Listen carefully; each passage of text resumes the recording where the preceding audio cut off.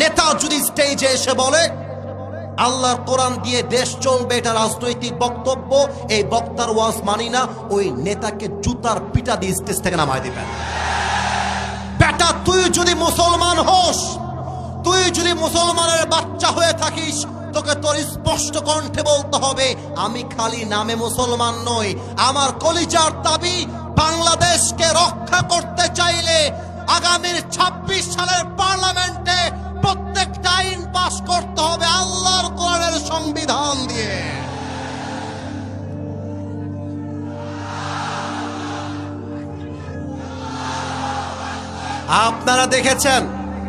আপনারা দেখেছেন গতকালকে ওসমান হাদিকে রাস্তার ভেতরে কেমন করে গুলি করা হয়েছে।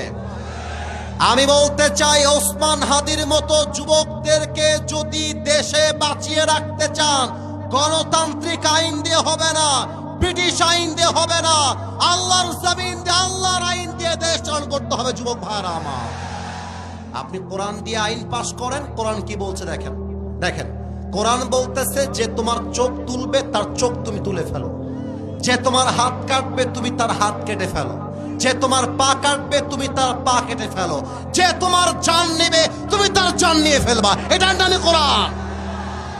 হাদিকে যে হত্যা করেছে ওকে ২৪ ঘন্টার মধ্যে গ্রেফতার করেন।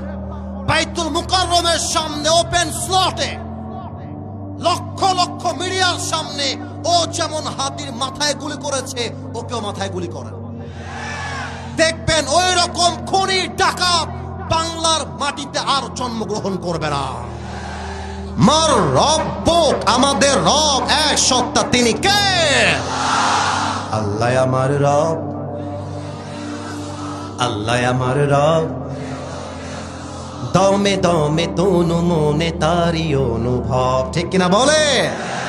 তোমার দুনিয়াতে আমি যেদিকে তাকাই, অথই নিয়ামতে ডুবে আছি সবাই।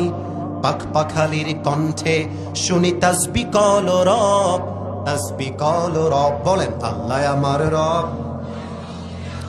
দমে দমে তনু মনে তারি অনুভব। রবকে মাইকটা একটু হটাচ্ছি, এইটা আমার মুখে কি? এরা বুঝে গেছে, খুব চালাকেরা। আচ্ছা, এবার সবাই মিলে বলবেন, আমার মুখে কালো কালো লম্বা লম্বা এটা কি? দাড়িতে আনস্মার্ট লাগতেছে? তো এত আস্তে কেন? আনস্মার্ট লাগতেছে? খ্যাত লাগতেছে? অসুন্দর লাগতেছে? কিছু মেয়ে আছে দেখবা, দাড়ি দেখলে গায়ের মধ্যে চুলকানে জ্বালা পড়া শুরু হয়ে যায়। অনেক মেয়ে আছে বলে দাড়িওয়ালা বিয়ে করবা, গাঞ্জাখোর বিয়ে করবা। ইয়েস ইয়েস, গাঞ্জাখোর আমি বিয়ে করতে চাই। আছে এরকম মেয়ে আছে।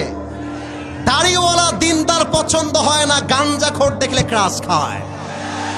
এগুলো নির্লজ্জ ছাড়া আর কিছুই হতে পারে না। যুবক ভাড়া বিয়ের জন্য পাত্রী দেখতে গেছে, যুবক রাগ করবেন না তো? না, আমাকে ইনশিওর করেন, রাগ করবেন না তো? তো মেয়ে বলছে ভাইয়া বলেন আপু কি বলবেন? বলছে যে ভাইয়া আপনার মুখের দাড়িটা কি কেটে ফেলা যায় না? তো পাত্র বলছে আচ্ছা কেন? আমি আমার দাড়িটা কাটবো কেন? বলছে আপনাকে না চাচার মতো লাগছে। চাচা মানে দাড়ি রেখেছেন তো, মুরব্বি মুরব্বি লাগে।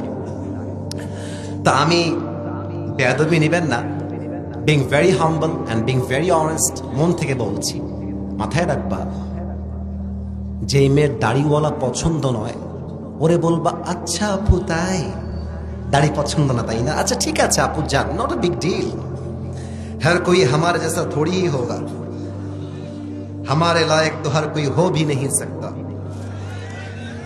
আপনি বলবেন যে প্রিয় বোন একটা আবদার দেখে যাই, আমি গোবিন্দগঞ্জের ছেলে, গাইবান্ধার ছেলে, আপনার মতো রুচিশীল স্মার্ট মেয়ের জন্য আমার মতো দাড়িওয়ালা সিংহ পুরুষ পারফেক্ট হবে না, আপনার মতো মেয়ের জন্য বিটিএস এর হিজড়া ছাড়া সেকেন্ড এটা বেস্ট আপনার জন্য।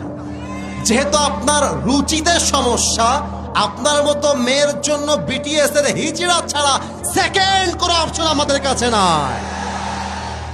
বুঝলে বুঝপাতা, না বুঝলে